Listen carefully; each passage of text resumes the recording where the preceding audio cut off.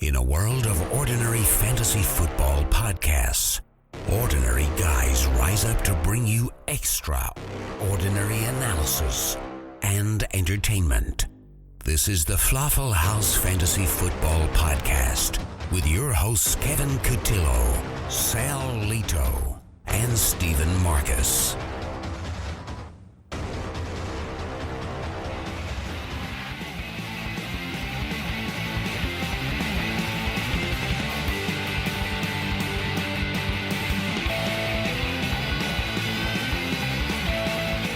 Good morning, good afternoon, good evening. Today is Tuesday, November 1st, and this is the Falafel House Fantasy Football Podcast. I would first like to start off this episode by welcoming back Steve. What's going on, Steve? Oh, I'm back, baby. What's going on? You sound like you're in better spirits, too. Did the time off help? Like, have you forgotten about your falafel team? Just for a second there. Thank you for that. Bringing me down a little bit. Yeah. No, I have not forgotten, but I made a move last week, and I feel pretty good about my team for the rest of the season. Wait, didn't you just tell us off air that you were going to lose this week? I don't know. I don't know why you have to talk about that. I mean, that was off air for a reason. Yeah. So, I feel pretty good going forward, and I'm not going to let it get me down anymore. So, yes, I'm happy to be back. I missed you guys. It's good. We missed you, too. Obviously, I missed you because I had to deal with our other co-host who is here again tonight, Sal Lito. What's up, Sal? You should be so lucky to spend more time with me. That silence was on purpose, just so you know. It was not technical difficulties. That was my reaction to your comment. I'll stick your head in the dishwasher. I'm not going to do that. Although there is a very nice one here in this hotel room. So, wife kicked you out again? Yeah. Do you have to rent out a room every time you do a podcast? No, it's got to get pricey. Every time I give her poor fantasy advice, which this season seems to happen a lot. 8 weeks in a row. Huh? Yeah. So, no, I'm traveling for the week for my real job, unfortunately. So I'm in a hotel room, broadcasting live from Oklahoma City. Go Thunder. Remote broadcast. Remote broadcast. That's right. So, it's November 1st, guys. We're getting through the fantasy season here. It's rapidly approaching playoff time, and for some of us, yes. Well, for some of us, yes. I would like to point out, though, Steve, if you do lose this week, that clears me from relegation altogether. So that would be nice. Well, that's good. I'm glad that my misery can bring you a little satisfaction and a feeling of safety. So, should I lose again this week? Good for you. Good for you. I would like to say I'm already in the clear. Thank you. Oh, good. Yeah. Well, the 1-7. I've done my job then. The 1-7 record from Steve certainly helps. Oh man, we're beating this one to death. That's good. Yeah. Well, we do have some other stuff to talk about, I guess. We got a good show. But before we get started, obviously, as I always do, I'd like to remind you that you can follow the show on Twitter as @FalafelHouse. You can follow Steve. He's @SidSkeet. You can also follow him in the Fantasy Life app, which is where we typically hang out and give out our fantasy advice. He's SidSkeet there as well. You can follow me on Twitter and in the Fantasy Life app as @WallyCentral. And, of course, you can follow Sal in the Fantasy Life app as @Sal33 and on Twitter as @LitoSal. So, Sal, we have some news that came out today that I think... I hate doing this. It really kills me, but I have to give you credit for, because you called this way back in the early parts of the season, and August, my friend, August. Well, yes, August. You said that it was going to be difficult in August. I think it was a couple weeks into the season when you said it's not right and you should really be concerned. That is true. But Jamal Charles has hit the IR. It sounds like he may even be having a second procedure on his knee. Not right, not healthy, not good, done for the year. So what do you got to say about that, Sal? Victory is very sweet. Listen, I'm not going to gloat over someone possibly ending their career, because there's a real possibility that Jamal Charles will never play again. Was that what not gloating sounds like? Yes, that's why I quickly changed it. The victory singing part was a joke, so I wanted to quickly bring it back. No, I like the joke. I'm an idiot. What do you want me to tell you? We're all That's aware. good. That's good enough. Yep. The thing that really made me crazy was there were so many people so willing to get rid of Spencer Ware even a few weeks into the season when word was that Jamal Charles is going to play this week. Jamal Charles is going to have a bigger role this week. And it just, you got to learn to read a situation. I've made this point before, and I'll beat it to death, I guess, as Steve says. This current generation, there's a lot of younger people playing fantasy sports, and the idea that this is like a video game or Madden, and just based on a guy's player rating or their history or their previous career, that when they come back, they're automatically going to be the guy that they were 3 or 4 years ago.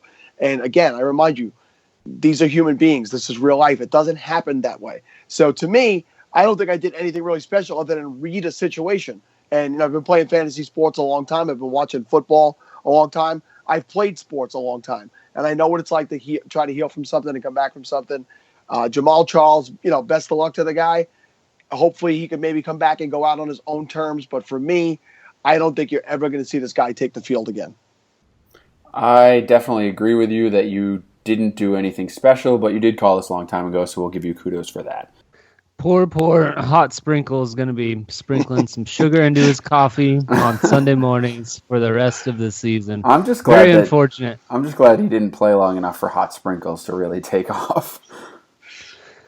Hopefully he'll be back. We can only hope. All right, so a couple of other little bits of news. Obviously today was the trade deadline. Nothing too major going on there, but there were some signings and some cuttings and some signings. Poor Niall Davis has now been cut from just about everywhere.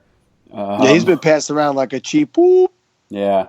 The talent level there isn't really very good, and I think every team brings him in and realizes that pretty quickly. But a couple of interesting signings. CJ Spiller signs with the Jets. Who else we got? Trent Richardson worked out for the Chiefs before they went with Bishop Sankey, so that's interesting. Nice of him to get a good workout in. Yeah, I gotta wonder what that workout looked like, because last time we saw him, he was a bit chunky, wasn't he? Chunky monkey. Yeah. Let me just put it this way: he was beat out by Bishop Sankey. Yeah. That should say everything. And both of them beat out Niall Davis, so it's Yikes. Anyway, moving on with the news, some actual relevant news. Carlos Hyde looks like he appears on track to return this week, but he was wearing a non-contact jersey. I gotta believe that's probably just precautionary, so he doesn't get dinged up in practice. But it looks like he's gonna return this week against the Saints. Should be a pretty decent matchup there, so definitely get him back in your lineups. Any other news of note that you guys saw this week? I just want to ask you, Kev, you mentioned the trade deadline. What have you got to say about the Patriots trading Jamie Collins to the Cleveland Browns on Monday? Well, while it's not at all fantasy relevant, unless you're I don't even really think it's fantasy relevant to the defenses, but I hated it. I hated the move. I thought it was stupid. I think it's not worth a third-round pick or whatever they end up getting for him, because I've heard all kinds of rumors that it's a third-round pick or a conditional fourth-round pick or whatever. I mean, I don't even care, to be quite honest with you. I'd rather have him on the team for the rest of the season. But I think it's pretty clear that he slept with Belichick's mom. So wow, interesting. I think he should be traded to Siberia for that. No, I mean, clearly he lost favor with the team. There's no question about that. I don't know what he did. I don't know why. He seemed to have had ups and downs this season. Had a great game against Houston, but then disappeared a couple of times throughout the season. There's rumors that he's no longer a 3-down player. I don't know. I mean, the guy has all the athletic ability in the world and seemingly got the defense understood the defense a little bit better this year. So he was coming along. I mean, he made a Pro Bowl last year. Those guys aren't easy to find. So it's amazing to me that we can just toss him aside. But I will say this. I know for all the Belichick hate out there, he rarely gets these ones wrong. So it's kind of hard to disagree with him. Here's an interesting piece of news that came out today.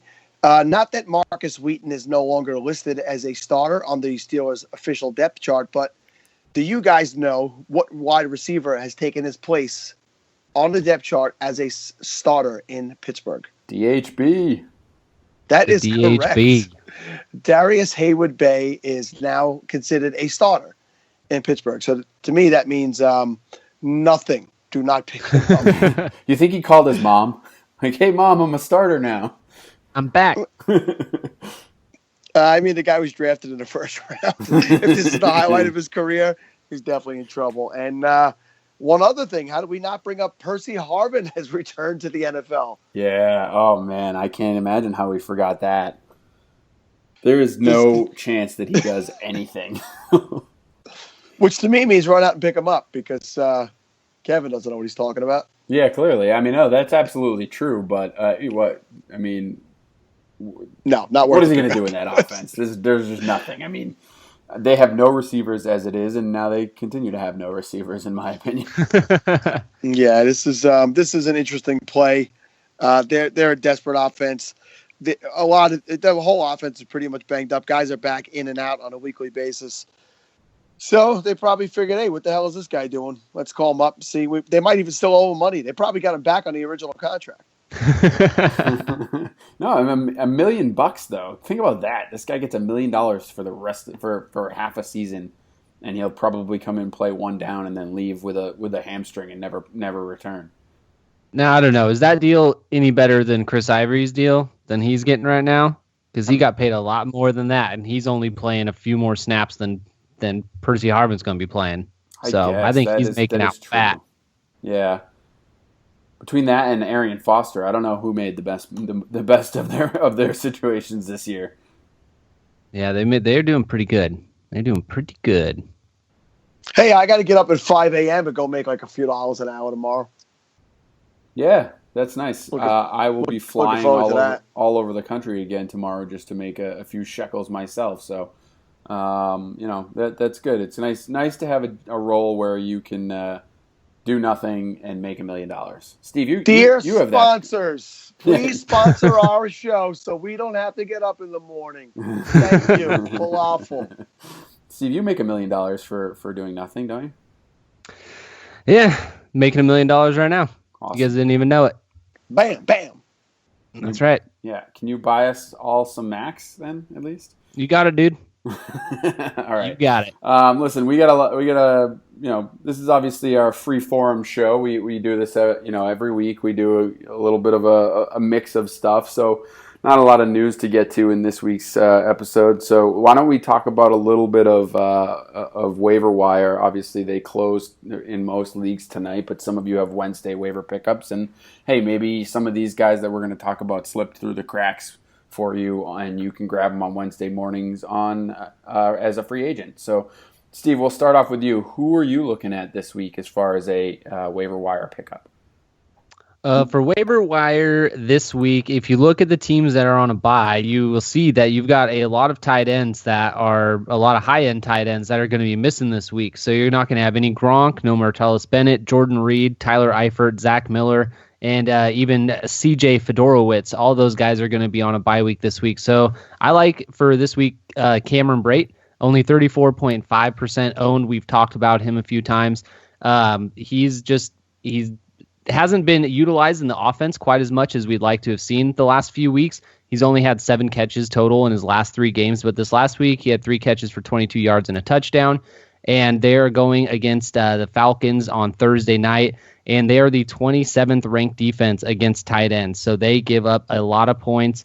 And so I think that on a week where you're going to be most likely, if you have one of those top end guys, you're going to need a fill-in. I think that Cameron Brate definitely has a great matchup. And the way I assume that Tampa Bay is going to have to be throwing the ball quite a bit in this one to keep up with Atlanta's offense. So I think that he's a pretty good pickup and streaming tight end for this week. Yeah, definitely. Obviously, with all the bye weeks, and those are some pretty big name tight ends that you mentioned at the beginning there. So definitely a good guy to pick up and have on your radar. Obviously, with those same teams on bye weeks, you're losing a lot of high power running backs too. David Johnson, Jordan Howard, Jeremy Hill, Gio Bernard, Lamar Miller, LeGarrette Blount, James White, Matt Jones, Rob Kelly, all those guys are off. So, Sal, obviously we talked about it a little bit a couple of days ago, and we just mentioned what's going on with Jamal Charles. Who is your number one pickup this week? How did you know it was going to be Sharkhandrick West? I mean, listen, I obviously the guy I've touted all year is Spencer Ware, but he got banged up. He had a concussion last week, and it's obviously very early in the week to tell if he's going to pass through protocol, but I don't think you can afford to take that chance, especially if you own Ware. But I think even if you are someone who just needs a running back to start this week, they're playing against the Colts. The Colts are bottom 5 in the NFL in defending against running backs. And I think Sharkhandrick West, regardless of whether Spencer Ware is back or not, will have somewhat of a role in this offense going forward. So he did it last year. He did it before. He was, I believe, the original replacement before Spencer Ware came in. So Sharknado, Charlamander, whatever you want to call him out there, this is a guy that I am definitely getting into my lineup. So I have waiver claims in for him everywhere. Hopefully Steve and Kevin have not put them in ahead of me. But, get him. Get him. Wow. Just get him, huh? Get him. What would you guys think of sorry, Kev. You Nope. Go ahead first before I ask. I don't want to take yours. I was just going to say, I don't know if Sal said it. If he did, I missed it. But 7.3% ownership in ESPN. So Sharkhandrick West is definitely out there. He's very available, ladies. What were you going to ask, Steve? What's your question? I was going to ask about a player, so I don't want to mention him, and if he is your suggestion. So No. Go right ahead. Let's hear it. I wanted to ask your guys' opinion. So Kev, I'll ask you, what is your opinion on Anton Smith this week, since Jaquiz Rogers is going to be out and Doug Martin still not practicing, probably not going to be able to suit up for Thursday night? Yeah, let me tell you something about Anton Smith. I hate him.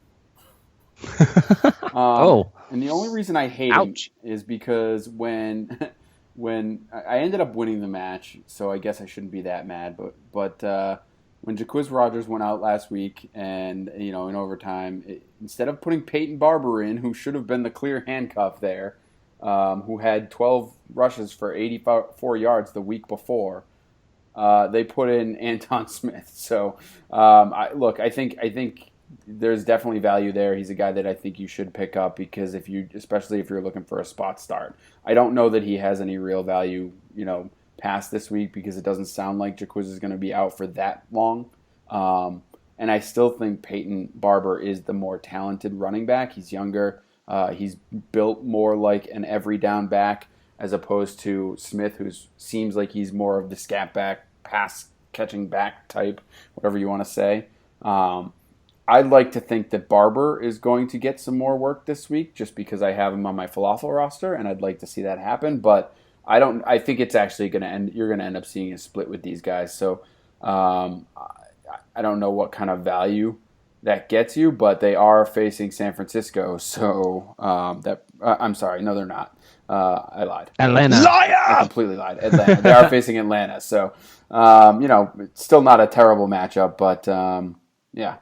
I'm pretty sure if Anton Smith was here, you would not tell him that you hate him. No, he kicked the crap Pretty out of tough me. behind that microphone, buddy, over there in Oklahoma City. That's right. He is nowhere to be found in Oklahoma City, so I can say what I want, Sal.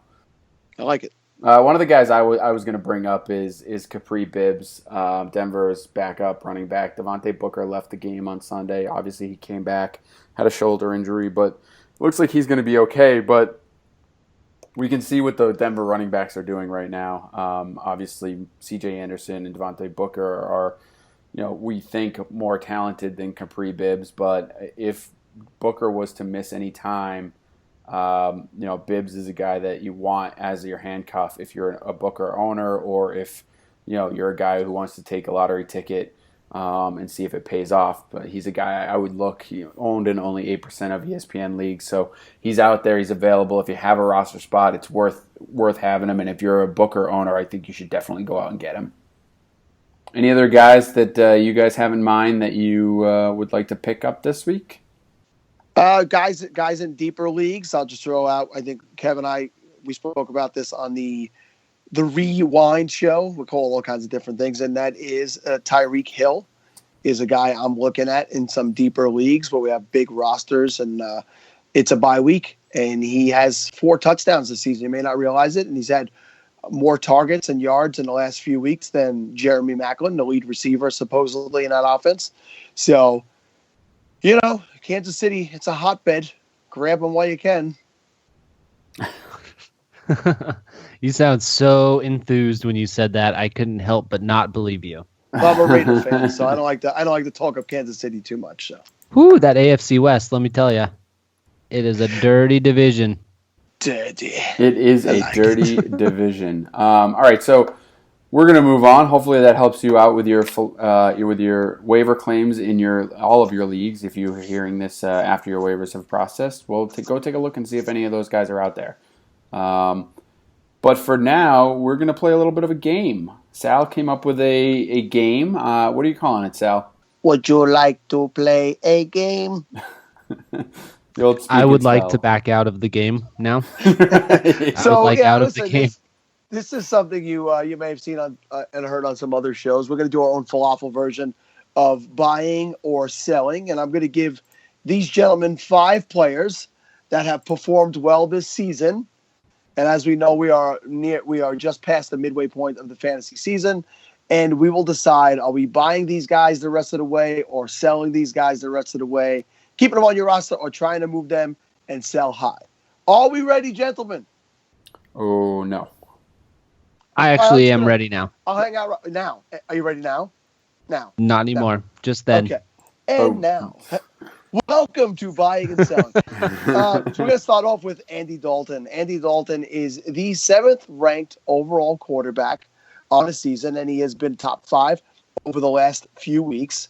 He averages 18.2 points per game. Over the last 4 weeks, he has gotten totals, and these are Falafel League scoring totals: 22.2, 21.9, 20.3, and 19.5. So he's been pretty consistently around 20 points the last 4 weeks. And I will read you now the rankings of the defenses he plays the rest of the way.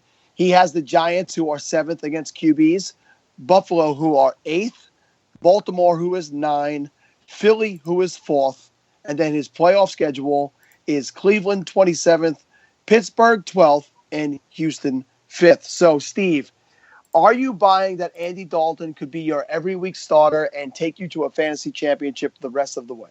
I am not buying that Andy Dalton can take you to a fantasy championship this year because of what you just mentioned. You mentioned the defense of how well ranked all those defenses are for his remaining schedule. It is not the type of defenses that you want him to be going against. Andy Dalton has done this before. He did this last year. He was really good up until he got hurt.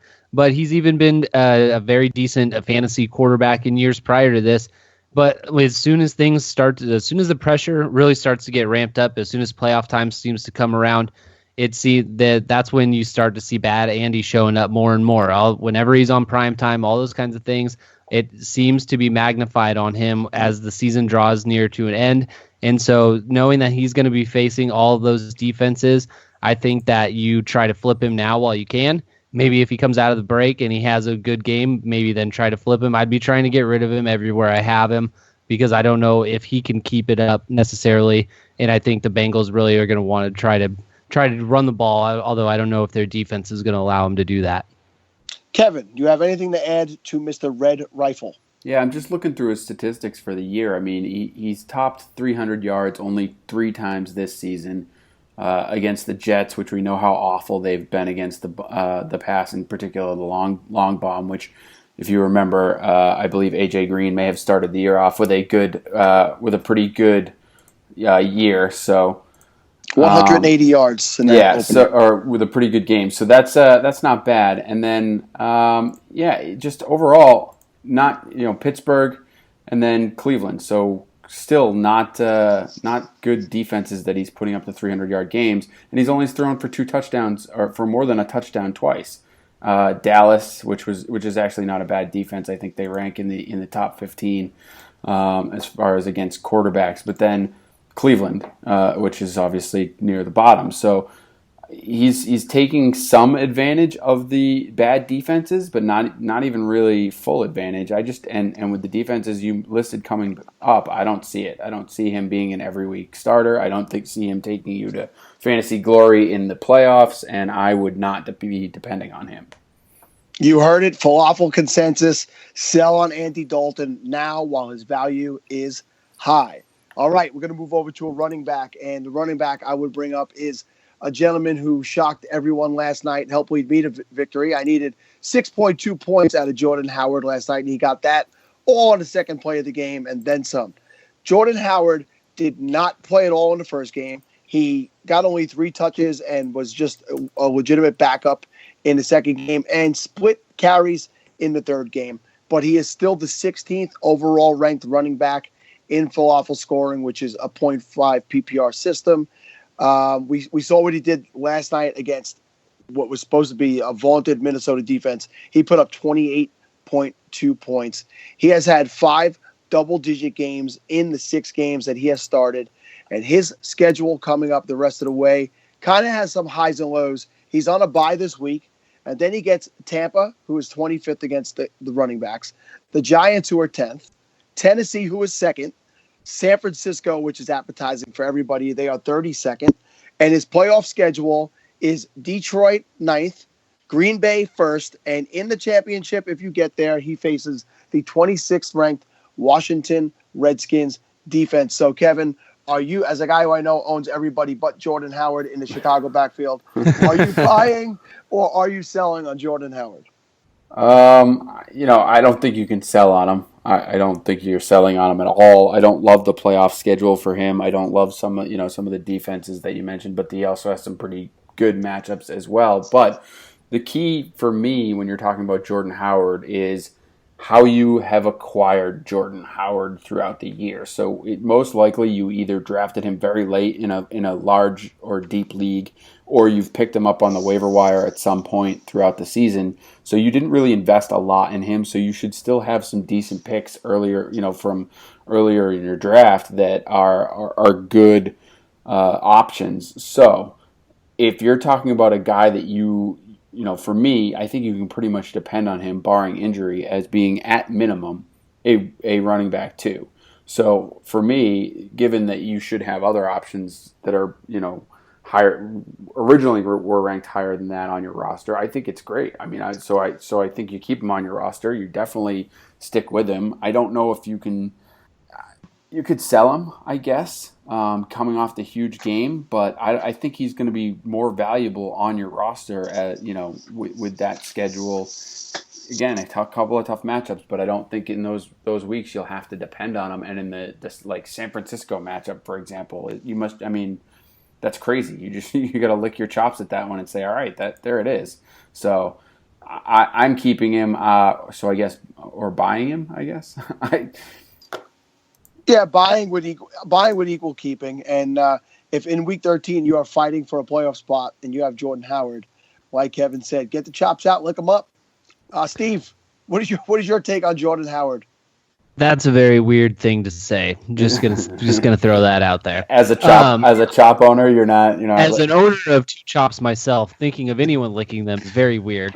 And so, yeah, Jordan Howard, I would be buying. But, after this game that he just had against Minnesota, he's going to be pretty expensive. Maybe him being on a bye this week is very helpful because of that. His price might be down a little bit. Someone might need a running back, and so they might have to sell him after this week.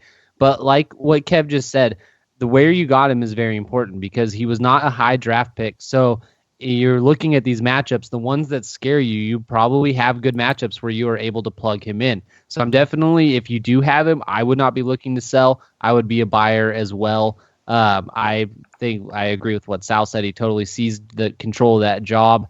And so I'm keeping him where I have him. I will inquire about him where I don't, and I definitely want him going forward. I think he's definitely a solid running back too with an RB1 upside. So Steve, no, I was just going to say, you said you're buying him, but what are you giving up for him? Because like you said, and one of the reasons I don't know that I would be buying more than I'm just keeping is the price right now. I think his price is going to be through the roof. Yeah, don't overthink the buying and selling, Kevin. For Christ's sake, you're keeping him or you're getting rid of him. Wow. The game's buying and selling, not keeping or selling. Steve, can you answer his question, please? I would definitely try to see if maybe they could go for like a LeGarrette Blount or maybe go with like a Frank Gore and Isaiah Crowell, pair them together, guys that are currently ranked a little bit higher than him right now. So you're selling there. you're selling an RB2 to try and get him, who is an RB2 with RB1 upside. I don't think that, like, Frank Gore right now, for our .5 PPR scoring, he's at our RB10. RB10 right now, RB9 or 10. I don't think he's going to stay there. I think Jordan Howard will end the season higher than Frank Gore. So I wouldn't have any problem offering that up for Jordan Howard. Oh, I think the general consensus is that we would like to have Jordan Howard. If we have him, we're keeping him.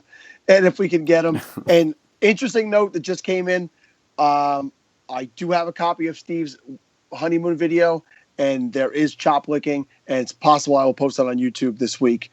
Moving right along. Wow. That is weird. That is very weird. You think it's weird? Try watching it.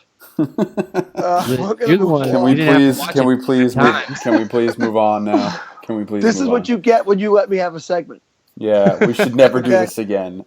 Oh, we're doing it, baby. I immediately regret this decision. Quickly go to your iTunes and rate and review how wonderful any Sal segment is.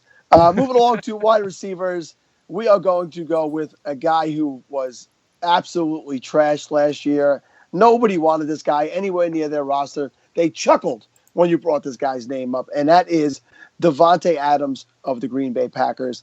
Davante Adams is the 17th overall wide receiver in Falafel fantasy football scoring this year. And over the last 5 weeks, he is a top 10 wide receiver. He has not gone 2 consecutive games without catching a touchdown this year.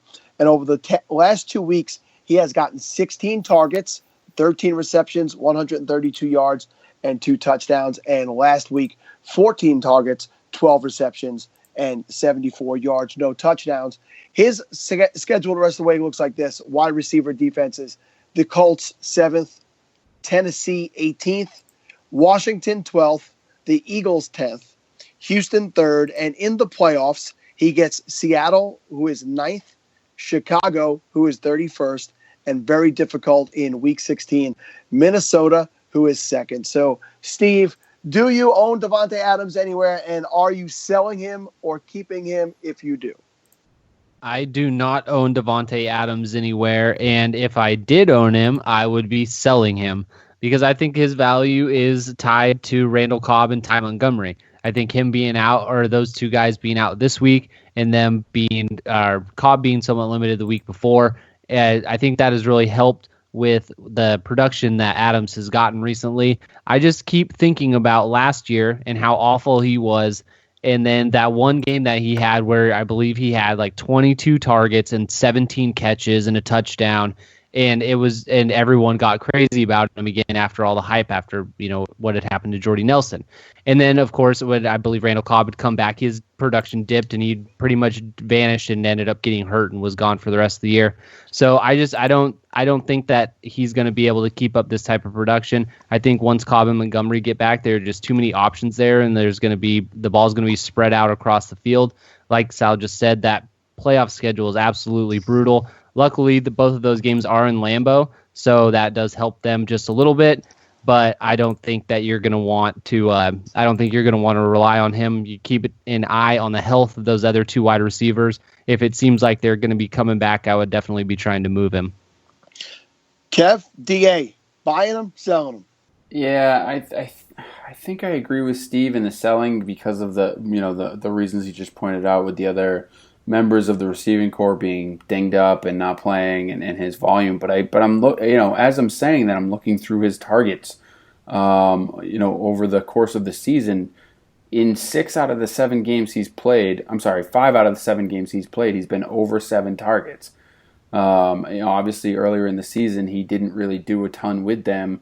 His catch rate was down, and in the last 2 weeks he kind of explodes for high catch rates and 16 and 14 targets in the last 2 weeks total. So he 30 overall targets and 25 receptions in the last 2 weeks. So I think that's why you're selling, because of that volume. And right now, like you said, it should go back to under 10 targets in the game. But I don't know. I wonder if he's figured something out a little bit too, or at least worked on his catching and is kind of a little more comfortable in his role and whatnot. But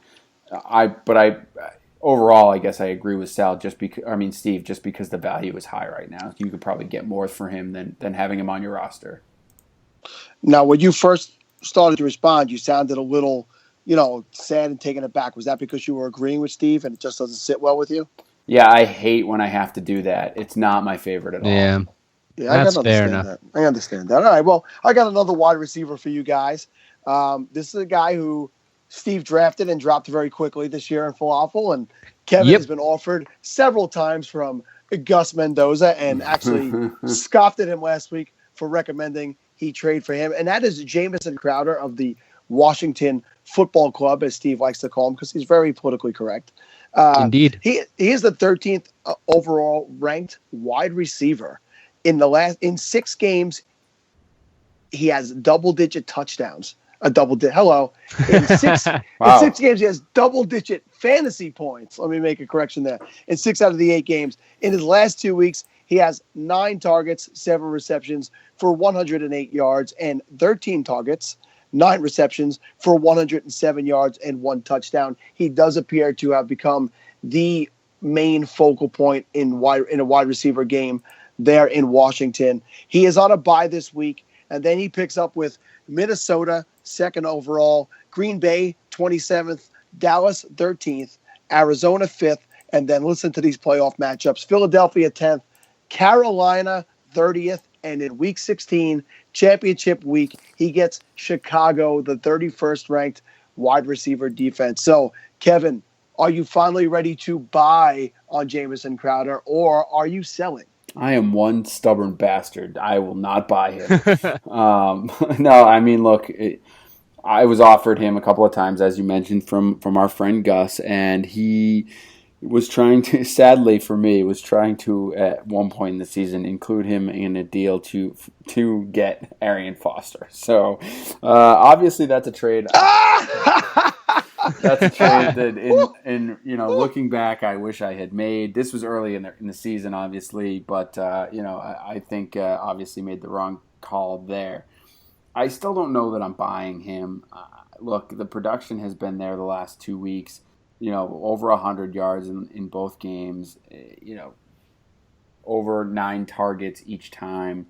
And he gets he's got 4 touchdowns on the year. So the production's definitely been there. The matchups, as you stated, are pretty solid. So, but I don't know that I'm going out and buying him, because I don't know that you're getting, what are you going to give up for him?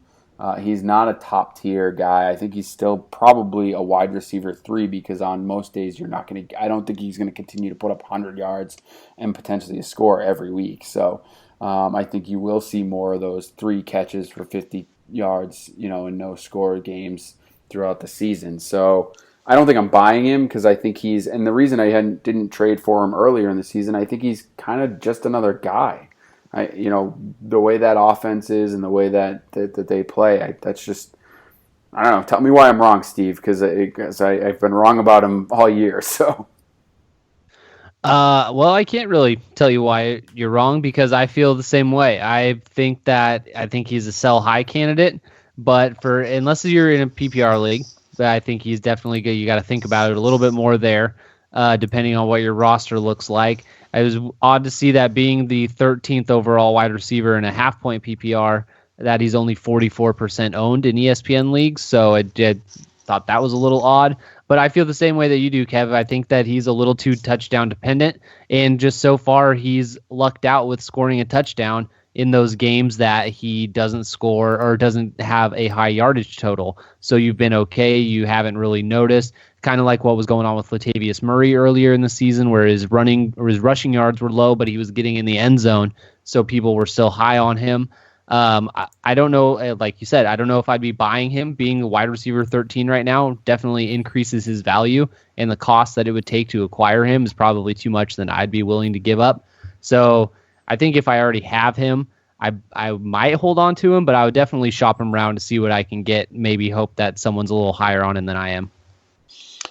Yeah, I mean, I can't disagree totally. I do like him. If I owned him, much like Steve said, I would see if I could counter on some good value right now and maybe get a player that has a better matchup down the road. Not better in the playoffs, though, I guess, huh? If you have him there, I think you're going to be surprised to hear that he's one of those players at the end of the year when I say what was the percentage of this guy being on championship teams, he's going to probably be one of those guys that makes us go, Yeah, should have traded him for Arian Foster. You know what you know what he is to me though right now? I think with the last couple of games that he's had, I think he's a guy that if he's on your roster, you look to package him with like an RB2 and go out and get yourself a stud wide receiver or a stud running back from a guy who needs depth. That's what I think he is right now. That's kind of where I would be looking with him. I might try to package him with a Frank Gore or something like that and sort of move up the ranks to get, I mean, I don't know, maybe an RB1 of some sort, like a Melvin Gordon or a Spencer Ware if he's, if you think he's going to be healthy, or maybe even a Devonta Freeman. I think those, like, if you can package Crowder up with a guy like a Gore or someone of that ilk, I think that's what I would be trying to do with him right now. Do you know what wide receiver is currently ranked one spot ahead of him in falafel scoring? I do. Well, shut up. I didn't ask you. I also do.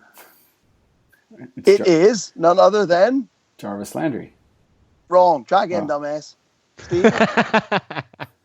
Can I try? Yes, you go. Is it Odell Beckham Jr.? Bing, bing, bing, bing, bing, bing. You have a winner, ladies and gentlemen. It is Odell Beckham Jr. So to Kevin's point, you might be able to take him and you get somebody out there who's living and dying on statistics and say, hey, listen, they're practically ranked equal. I'm going to throw in Frank Gore, a guy who's a steady, right now he's an RB1, but he's always a high-end RB2. And you might be able to fool somebody and get yourself Odell Beckham Jr. So very good suggestion, Kevin. I don't like to agree with you at all, but I'm going to on this one. All right. So, and for the record, I was looking at the average points per game, not the total points per game, and he is Beckham is OBJ is 8 spots higher than Crowder when you talk about points per game. Sorry. Pish posh, man. Pay attention. Right. All right. I'm going to round this out with a tight end. This tight end is a guy who I drafted in my 32-team fantasy league. That's right, 32-team dynasty fantasy league. I drafted this gentleman, and I did some research on him after I drafted him, and he was more of a blocker. He wasn't the guy who was going to catch the ball as much. He was going to do mostly blocking, and I dropped him. And that gentleman's name is CJ Fedorowicz. Fedorowicz is the 13th ranked tight end in falafel scoring, and he barely was used over the first 3 weeks of the season. So over the last 5 weeks, he is a top 5 fantasy tight end. He has gotten targets of 8, 7, 7, and 7 in his last 4 games. He has 3 touchdowns in the last 5 games, and he looks to be steady every week. So he's on a bye week this week, and he has a really nice schedule coming up. First, he gets Jacksonville, who is 6th against tight ends, but then he gets Oakland, 26th, San Diego, 17th, Green Bay, 21st, the Colts, 28th, Jacksonville again in Week 15 in the playoffs, who are 6th, and then in Week 16 championship week, the Cincinnati Bengals, who are the 29th ranked fantasy tight end defense. So, Steve-On, are you buying or are you selling Fedorowicz? I am buying CJ Fedorowicz. Like you said, over the last 4 weeks, he's actually been tight end 3, only behind Delaney Walker and Rob Gronkowski in PPR. So I think that he has grown to have the trust of Brock Osweiler, as his name is properly pronounced. Thank you very much. Who that is. I'm not familiar with that name. I'm going to research him. Go ahead, carry on. Formerly known as Brock Asswasher. You may have heard of him. Asswasher, yes, him, indeed. Because evidently he doesn't like to throw touchdowns to DeAndre Hopkins, and so they all seem to be going to CJ Fedorowicz. So I do like him. Yeah, all 3 of them. Well, Brock doesn't have many. Anyway, so I do. I think that this is something that is going to be able to keep up. I like the way that he's got 5+ catches in the last 3 games, so I think that's great production. And for a tight end in a year where the tight end position seems to be as hard as any to get weekly production, I think he might be one of your better bets heading into the final stretch of the season. So I am a buyer of CJ Fedorowicz. Yeah, the great news on CJ Fedorowicz is you don't really have to pay too much to get him. You may not even have to buy him at all since he's only 13% owned and going into a bye week. He's a guy you could probably stash very easily right now. He may have been dropped already, so he may be on waivers right now. He may be become a free agent later this week if you have a roster spot, so you may not have to buy him at all, Steve. Even better, because I'm cheap. That's right. All right, so you guys have a starting tight end on your roster, and you have an open roster spot, and you want to fill it with someone who may come up big for you down the stretch of the season. Are you going to put Mr. Fedorowicz or your lover boy, Ladarius Green, who may come back to play this week or possibly next? Oh, boy. I would take Ladarius Green still. Yeah. My love burns bright for him. If I already have a tight end that I know I can get away with for the rest of the season, and I want to take a flyer on one, I'm definitely going with Green because I think the upside there is much higher. I mean, I think Fedorowicz has looked great, but you're seeing his top production, which is 6 catches, 85 yards, and a touchdown. 5 catches, 35 yards, no touchdown. 5 catches, 43 yards, and a touchdown. I think that's what you're going to get out of him the rest of the year is games like that. A trio of games like that, just kind of rotating and you don't know which one. I think Ladarius Green presents the opportunity to potentially have a lot more. We have no idea, but if I'm taking a flyer, it's definitely on Ladarius Green.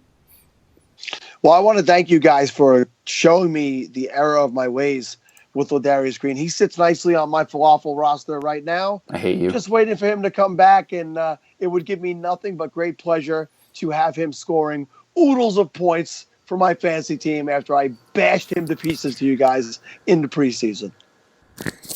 Yeah, I'm not a fan of that. I don't like you at all right now. I'm good with it. I still like you, though. Oh, thanks, buddy. Listen, that was our first ever edition of Buying and Selling. Kevin and Steve did an adequate job. I hope they will be better next time. And I turn the show back over to our typical, normal, regular host, Kevin. So please go to iTunes and tell Sal how bad that was. We would appreciate that, or at least I would. Steve is probably impartial or is favoring Sal's game. Real quickly, guys, I have a game myself. I thought it would be a fun thing, especially since Steve's kind of a better here. I thought we would do a little bit of over-under with some players. Don't need to get into a ton of fantasy analysis because I can already see Steve tapping his watch saying we're running short on time, even though we're not.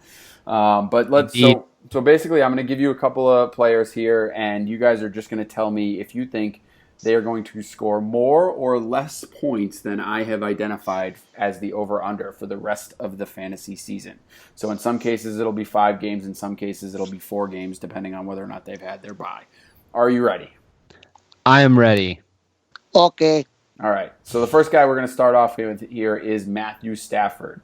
Matthew Stafford is currently averaging 19.3 points per game in falafel scoring. For the upcoming season, or for the rest of the season, he plays Minnesota twice, Jacksonville, and New Orleans.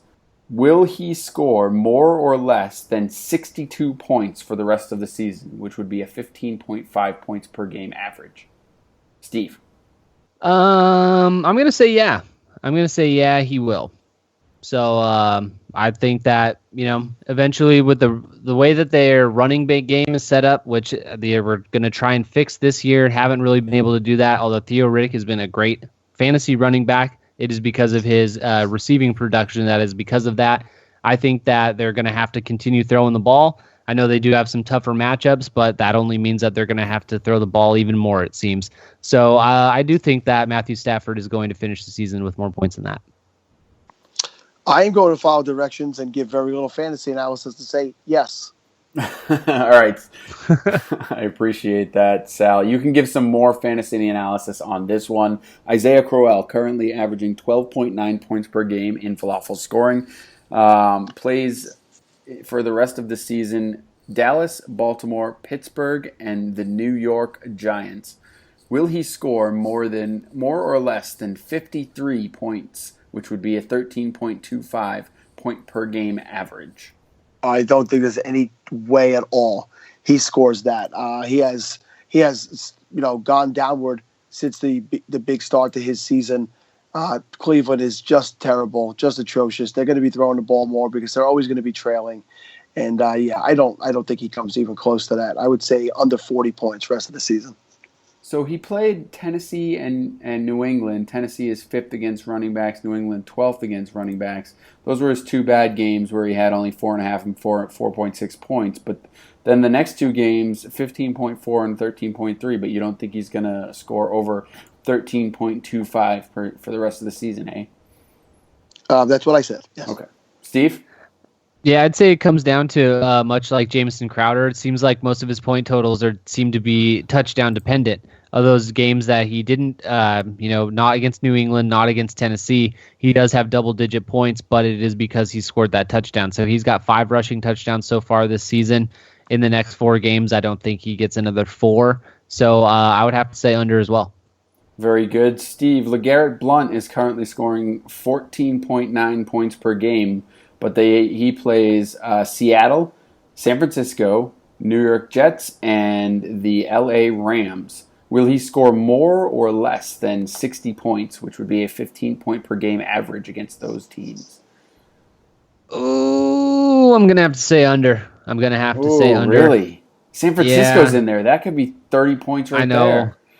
And the Jets game is in there, which I have a feeling they're going to be up by quite a bit, and he's probably going to end up running the ball quite a bit there. Seattle matchup worries me a little bit. LA, they've got a pretty stout run defense, or they've been able to stop running backs before.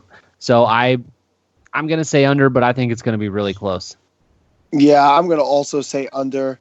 I will say this. I was definitely one of the people saying sell him when Brady came back, and he has still stayed relevant. He had his best game of the season, actually, which I would believe was Brady's second game back. But I don't think he continues at a 15-point a game pace. I know you're saying he could make up for some of that by going big on San Francisco, but I just don't see it. So I say under. All right. Allen Robinson, been a huge topic of debate around fantasy. Not even debate, really, just a huge issue for fantasy owners all across the country, probably internationally too, if I had to guess. Currently at 10.1 points per game, which is just pathetic for the talent level that he is. He plays Kansas City, Houston, Detroit, Buffalo, and unfortunately for him, Denver.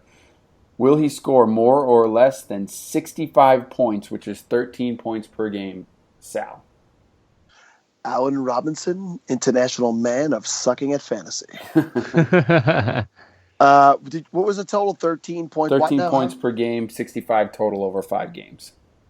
I am going to say he will score above. Yes, I say over. He's going to have one of these games in here. It's just going to be a monster game. And I think that this week he has a nice matchup this week, right, Kev? Who does he play? This week he is at Kansas City. Yeah, and they're like against Kansas 30th, City, I should say. 30th against wide receivers. I'm going to say over. Steve? I am also going to say over, but I don't like it because that means I have to trust Blake Bortles to be able to throw a complete pass. And I'm just not very confident in that. So I'm going to say over. I think the garbage time Jaguars are back, and I think that's going to start being the script for them. So I think that Allen Robinson, we all thought was going to regress this season, has done so quite a bit, but I think he's going to kind of start gaining a little bit of that back towards the end of the year. All right, we move along. This one is specifically for you, Steve. Sterling Shepard, currently at 8.7 points per game. He has Philadelphia, Cincinnati, Chicago, Cleveland, and Pittsburgh on his schedule. Will he score more or less than 50 points, which is quite obviously 10 points per game? I'm going to say yes. I'm going to say yes, only because I believe in my boy Sterling Shepard. Yeah, at this point, I have no other choice. Yeah, can't argue that the last 4 weeks before he went into that bye, nothing really impressive. Not any high yardage totals, no more than 32 yards receiving in any of those games. So that's not good to see. Hopefully the offense worked on some things over that bye, and they were able to come out looking a lot better than they did going in.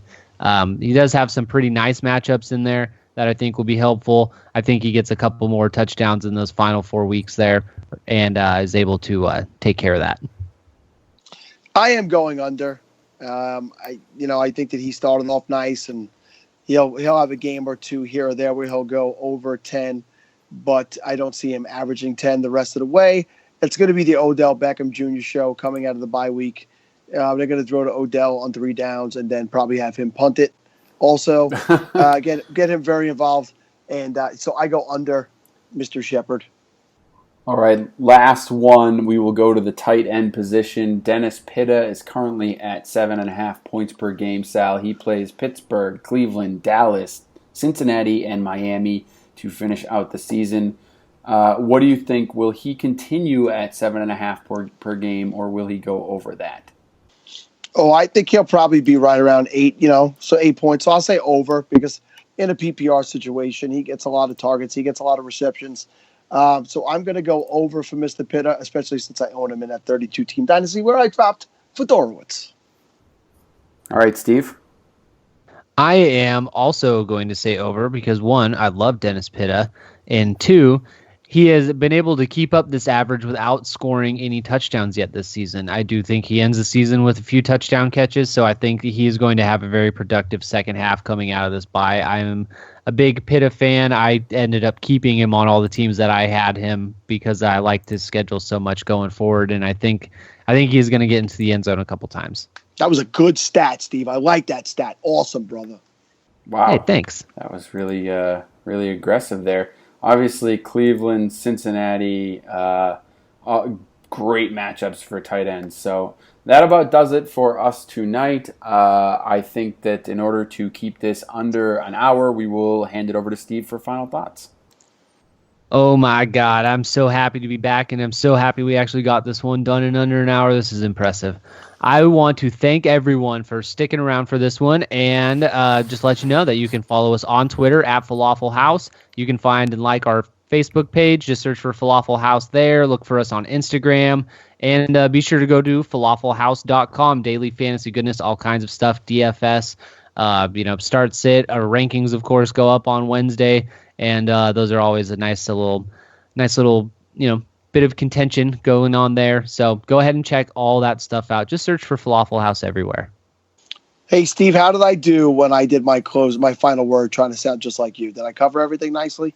It was impressive. It was much too masculine, but other than that, it was very well done. I'll try and do it like this. I would just like to give you guys this little bit of humor that just came across my phone. Charlie Sheen rips the Indians. He blames tonight's struggles on the team idiotically not allowing him to throw out the first pitch. So, ladies and gentlemen, Cleveland fans everywhere, because Charlie Sheen did not throw out the first pitch tonight, that is why you are going to be forced to play Game 7. Thank you for listening. Kevin? I would just like to remind everyone that we appreciate reviews on iTunes or wherever you get your podcast. Unfortunately, I would like to point out that the most recent review is not one that I appreciate. Thank you to Matt Cheesy for stating that Sal is one of the best men to ever live, and that Steve is cool sometimes. No mention of the most popular host of the show, obviously. So when you do leave your reviews, make sure you mention me, because I appreciate that. Matt Cheesy, you're a genius. Until next time. Sometimes. Until next time, Steve, hit the button.